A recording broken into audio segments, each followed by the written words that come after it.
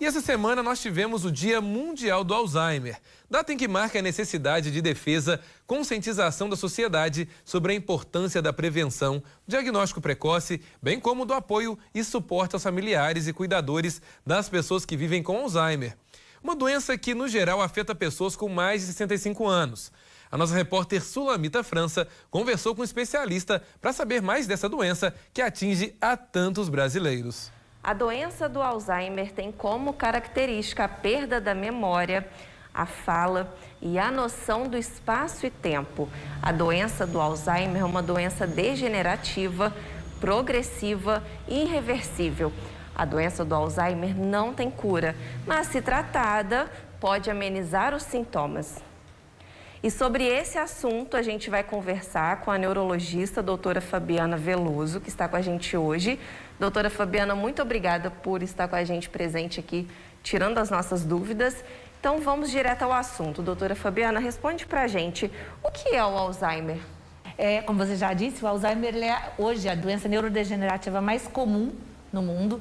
Hoje a gente estima que em torno de mais de 35 milhões de pessoas no mundo tenham a doença de Alzheimer. E ela é uma doença, como você disse, degenerativa. As células do sistema nervoso central, os neurônios, eles vão perdendo as conexões entre uma célula e outra e vão morrendo. Essa velocidade de transmissão, a informação que vai ser processada dentro do cérebro, ela vai sendo diminuída ao longo do tempo por depósitos de determinadas substâncias, proteínas, que vão acumulando e destruindo essa comunicação entre um neurônio e outro. Hoje, a gente tem, a partir dos 60 anos, em torno de 3% da população. E isso a cada 5 anos depois dos 60 anos vai duplicando. Então, aos 80 anos, tem 50% da população com risco de acometimento da doença de Alzheimer. Ou seja, bastante, né, doutora Muito Fabiana? prevalente.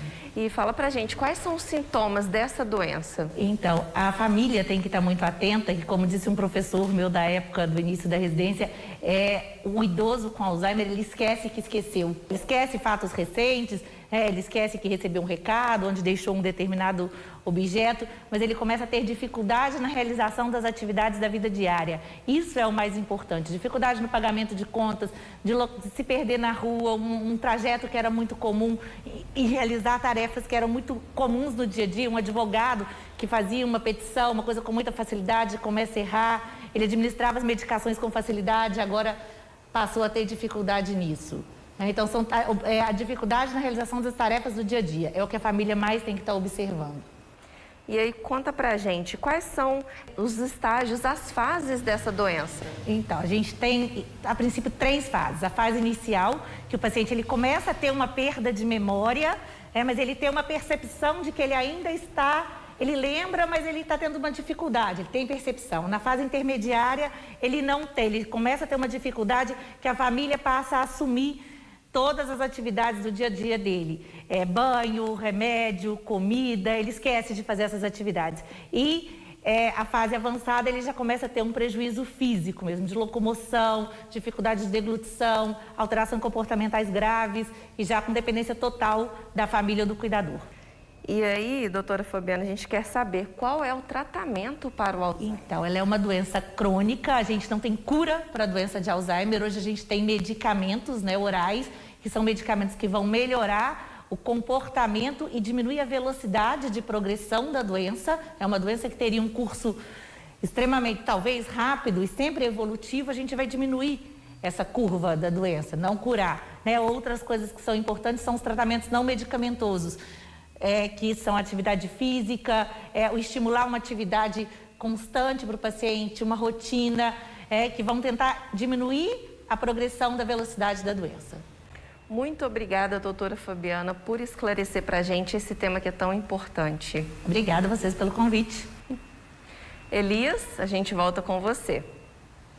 Muito obrigado, Sula. Realmente é um assunto muito importante, a gente precisa sempre estar debatendo para que as pessoas também consigam perceber aí até que ponto realmente é importante se preocupar com a doença ou não. Mas para falar sobre isso eu quero conversar com os nossos correspondentes, Ricardo Ribeiro e a Sabrina Silva. Uma boa noite, Ricardo. Boa noite, Sabrina. Sabrina, é uma doença realmente que precisa ser vigilante, não é? Afinal de contas, ela vai dando pequenos sinais, é difícil muitas das vezes perceber em que ponto ela começa, também entender quando é apenas um esquecimento comum de idade mesmo ou quando realmente é algo a se preocupar. Aí no campo das vertentes, existe algum tipo de tratamento especializado para essa doença? Uma boa noite, Sabrina.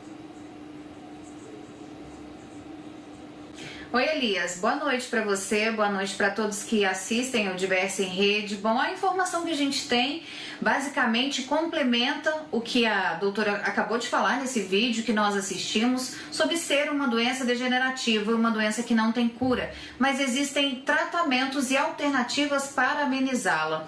Hoje eu conversei com a Cláudia Bontempo, que ela é neuropsicopedagoga e gerontóloga, e junto com Cláudio Bontempo, que é geriatra, deu dicas importantíssimas aqui em Barbacena para quem tem esse problema ou um familiar e necessita de orientação. Embora existam tratamentos medicamentosos ou não, existem as terapias que trabalham a parte cognitiva. Você pode levar o seu familiar para fazer um exercício, como a doutora falou, ao ar livre, por exemplo, exercícios que desenvolvam a parte cognitiva, que trabalhem mesmo a parte mental. E olha, Elias, o caminho é basicamente este. Você observa o seu familiar com alguns sinais, leva na unidade básica de saúde do seu município, através do clínico geral, identifica se passa por um neuro, depois para um psiquiatra, para um geriatra e assim começa o tratamento medicamentoso ou não. Então eu fui correr atrás das informações nas cidades próximas a Barbacena, além dessas que eu trouxe aqui através desses dois profissionais. E olha só que interessante. Na cidade de São João del Rei, existem o CRAS da cidade. E no CRAS da cidade existe ginástica, existe dança, um atendimento com psicólogos, com assistentes sociais e acompanhamentos em grupo para auxiliar essas pessoas que passam por esse momento, né? Para ajudar, inclusive, dizem que a música e que a dança ajuda muito. Em Barroso existe a dança circular, porque a música mexe com o sentimento e faz com que as pessoas, né, os portadores de Alzheimer tenham uma qualidade de vida melhor, isso tudo na saúde mental. Já em Tiradentes, eu conversei com a Arlete Silva, que faz um trabalho de dança circular em asilos da cidade, terapias com pacientes que, através da música, através da dança ou trabalhos manuais, conseguem ter uma qualidade de vida legal. Ou seja, existem terapias alternativas para poder dar uma qualidade de vida, mas é importante que o paciente ou o nosso familiar seja muito bem atendido, seja muito bem estruturado dentro da nossa casa. Então vamos perceber os sinais e logo já procurar um atendimento especializado, Elias. Pois é, Sabrina, amor, carinho e paciência são fundamentais neste momento, né? Agora, Ricardo, eu estava pesquisando hoje sobre o assunto e eu vi uma coisa bem interessante, que algumas operadoras, algumas marcas de celular, elas estão desenvolvendo aplicativos, né, que possam estar auxiliando aí também a descobrir precocemente, aplicativos também, que hoje a gente utiliza muito rede social, que vão conseguir talvez identificar uma possibilidade de Alzheimer, uma forma diferente de lidar com o celular, que possa inclusive estar direcionando a depressão. Mas enquanto ainda não chega, é preciso estar atento, né, Ricardo? Uma boa noite. É isso.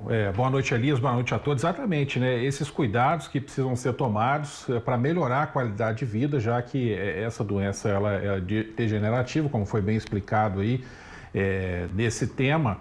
Agora, no mundo, né, estima-se que cerca de 50 milhões de pessoas sofrem de demência, distúrbios cerebrais que causam a perda de habilidades intelectuais e sociais. E de acordo com aqui em Juiz de Fora, né, de acordo com dados estatísticos, dentro que foi colocado até pela especialista há pouco na reportagem, nós temos aqui uma população em torno de 90 mil, talvez um pouco mais aí, idosos, e em torno de 1.500 a 3.000 pessoas sofrendo com problemas aí nessa área ligada diretamente ao Alzheimer. Na Organização Mundial de Saúde, que diz que é responsável, né, essas doenças por 70% dos casos de demência, né, esses distúrbios cerebrais. E é um caso desafiador, na verdade, é um número bem grande, tende a aumentar até 2050, segundo dados da OMS, e o objetivo do tratamento é frear exatamente esses sintomas. Então, aqui no Brasil, você teve um avanço no acesso aos tratamentos via Sistema Único de Saúde, que, aliás, é um grande gargalo. Precisa todo um trabalho especializado, interligado com neurologistas, psicólogos e outros especialistas ligados a essa área. Você tem aí os CAPs, você tem hospitais públicos como o Hospital Universitário e outros tantos fazendo esse trabalho. Aí, a Universidade Federal de Juiz de Fora com ações importantes, a Prefeitura através do Departamento de Saúde do Idoso. Enfim, e há pouco, recentemente, o Ministério da Saúde, inclusive, disponibilizou um medicamento que é um adesivo transdérmico para tratamento da doença de Alzheimer, que é previsto no protocolo clínico e diretrizes terapêuticas. Então, esse medicamento age inibindo uma enzima responsável por degradar a acetilcolina, um neurotransmissor essencial nos processos cognitivos, principalmente a memória. Então, você viu que você tem um avanço nessa área e precisa muita calma, tranquilidade, paciência, respeito e amor no momento de lidar com essas pessoas, tanto para os profissionais como especialmente para os familiares. Elias. Sem dúvidas, e que a gente espera que a ciência avance cada vez mais. E lembrando também que se você tem dúvida, não é somente para pessoas acima dos 65 anos, tá bom? Pessoas novas também podem desenvolver algum tipo de Alzheimer, por isso é preciso estar atento aos sinais. Procurar ajuda médica nunca é demais, não é? Afinal de contas, ela está aí para nos ajudar mesmo. Procure ajuda em caso de dúvidas. Sabrina, Ricardo, muito obrigado. Daqui a pouco eu volto a falar com vocês.